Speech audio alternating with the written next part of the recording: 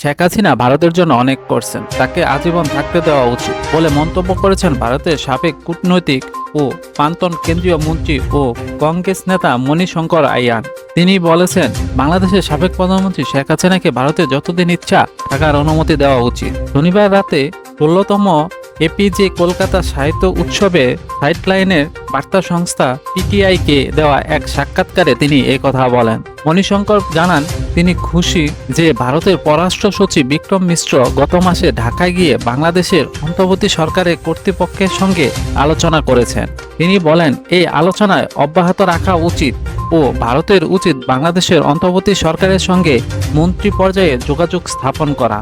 বাংলাদেশ থেকে শেখ হাসিনা প্রত্যার্পণের দাবির বিষয়ে তিনি বলেন, শেখ হাসিনা আমাদের জন্য অনেক ভালো কাজ করেছেন, এটা অস্বীকার করার কোনো উপায় নেই। আমি খুশি যে তাকে আশ্রয় দেওয়া হয়েছে। আমি মনে করি আমরা যতদিন প্রয়োজন, এমনকি যদি সেটা শেখ হাসিনা সারা জীবনের জন্য হয়, তাকে অতিথি হিসাবে রাখা উচিত।